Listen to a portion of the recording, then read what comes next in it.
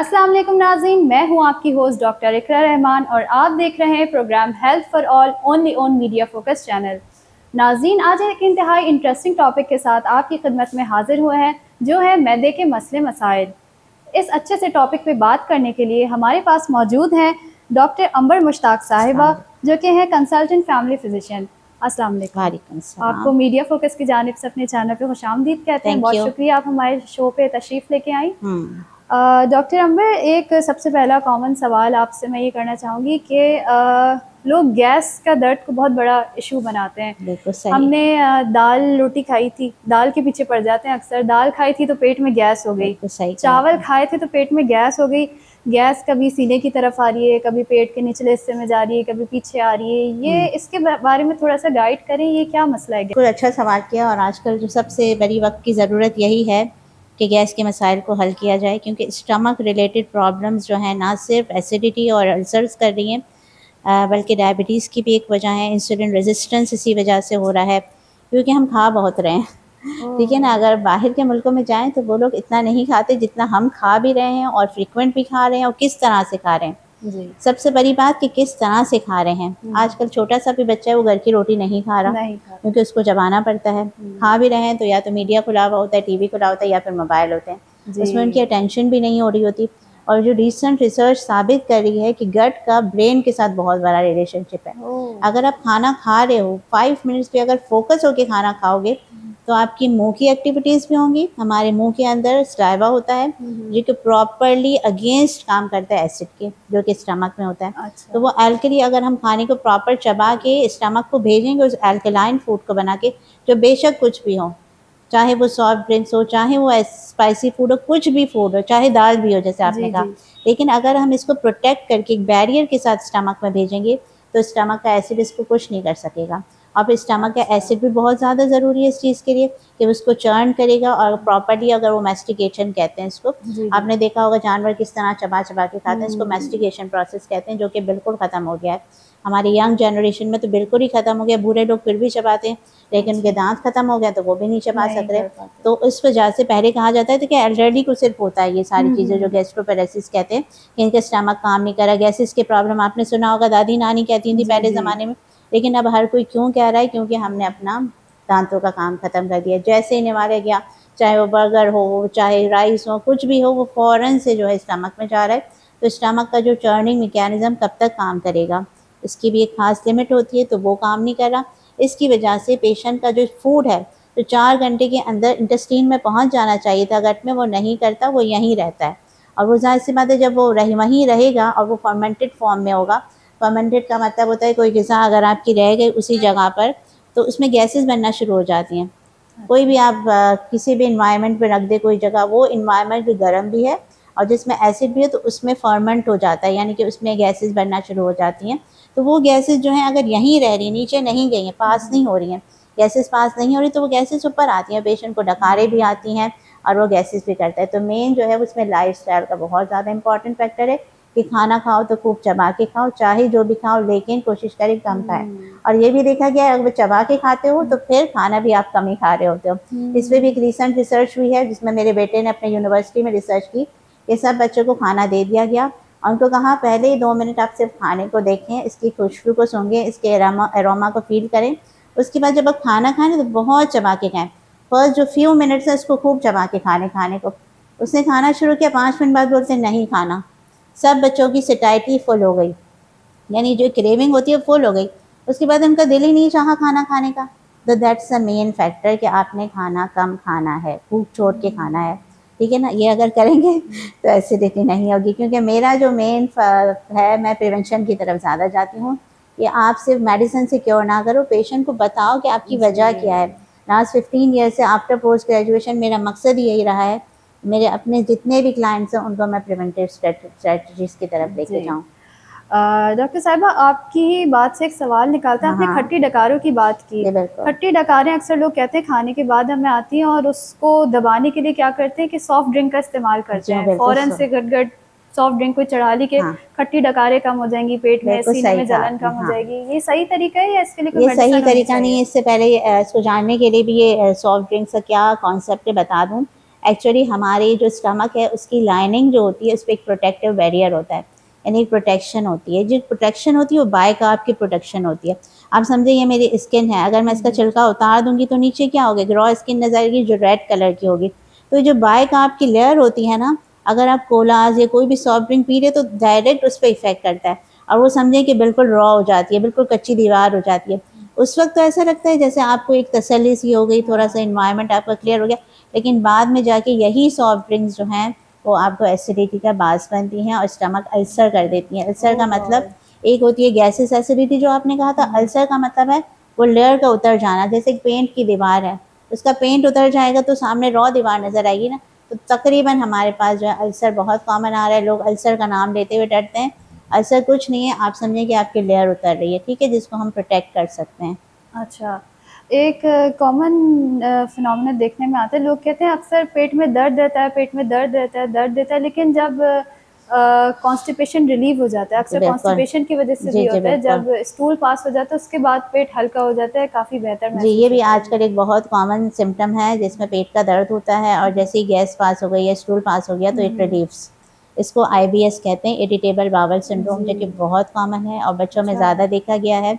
इसके खास diagnostic criteria हैं कि अगर 3 महीने तक किसी को पेट में दर्द हो और साथ-साथ या तो डायरिया हो या कॉन्स्टिपेशन हो या फिर गैस के साथ रिलीव हो जाए तो हम इसको आईबीएस ही कहते हैं।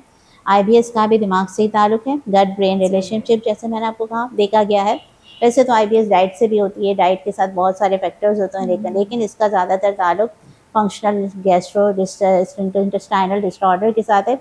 ये जितने भी स्टडीज़ में इसमें साबित हुआ कि इसमें ब्रेन इंटेस्टाइन में, आपकी आंतों में, आपके मैदे में कुछ भी नहीं है, ये फंक्शनल है। फंक्शनल का मतलब इसकी कोई कॉज नज़र नहीं आई। तो इसमें हम जो है पेशेंट्स को यही कहते हैं कि आप अच्छी तरह अपनी डाइट लें।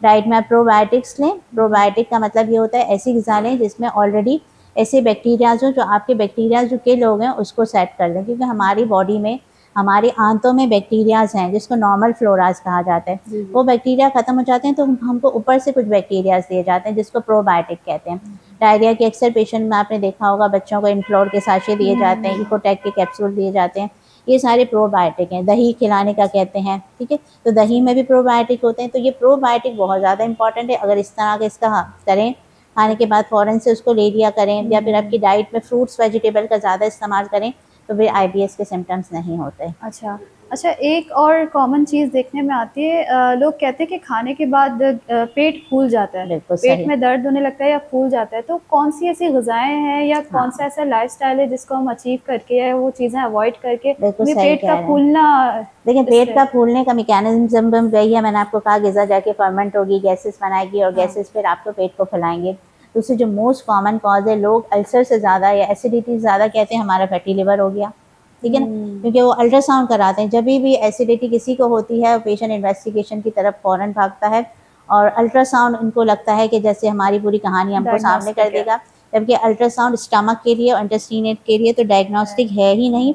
और लिवर में भी इनको फैटी लिवर नज़र आ जाता है, फिर वो फैटी लिवर को गूगल वो तो करना शुरू आधे कर देते पाकिस्तान हैं। का फैटी लिवर होगा। आधे पाकिस्तान का भी है और आधा पाकिस्तानी, तकरीबन 80% जो पाकिस्तानी पब्लिक है वो गूगल डॉक्टर बन चुकी है। हाँ, एक और कॉमन क्वेश्चन मैं आपसे ये करना चाहूँगी कि अक्सर कुछ मेडिसिन ऐसी होती हैं जो जैसे हार्ट के कुछ हाँ, पेशेंट्स होते हैं या इनको किसी इनको और देखो। मर्ज़ के कोई लाहिक कोई मरीज़ होते हैं, तो उनके साथ अक्सर ये मसला होता है, कोई सर्टेन दवाइयाँ हाँ, खाते बिल्कुल हैं तो सही उससे आपने। पेट में कोई दर्द होने लगता है वेरी या गुड, हार्ट हाँ। बर्न होने लगता है, सीने में जलन की शिकायत करते हैं, हाँ। तो ऐसे मरीज़ों के लिए कोई दवा है कि इस सिम्पटम्स को कंट्रोल किया जा सबसे सके? पहले तो इनको ये पता होना चाहिए वो कौन-सी दवाई खा रहे हैं और किस वक़्त खा रहे हैं। हर दवाई की फार्माकोकाइनेटिक्स होती है कि इसको किस वक़्त खाना है। ओटीसी मेडिसिन कहलाती है, over the counter medicine. Patient को खुद नहीं पता होता वो क्या जाके ले रहा है, ठीक है। ज़रा भी दर्द हुआ, जिस समय ब्रूफेन, बोरन, ये सारी दवाइयाँ एनसैड के नाम से कहलाई जाती हैं, ये पेशेंट बहुत ज़्यादा ले रहे होते हैं। जी। और ये तो छोड़ें, अब जो वायरल फीवर हो रहे हैं 2-3 सालों से, उसमें पेशेंट ने एंटीबायोटिक बहुत एंटीबायोटिक किया है। लेना स्टार्ट इवन कर दिया। जनरल प्रैक्टिशनर से भी बहुत ज़्यादा एंटीबायोटिक दिए।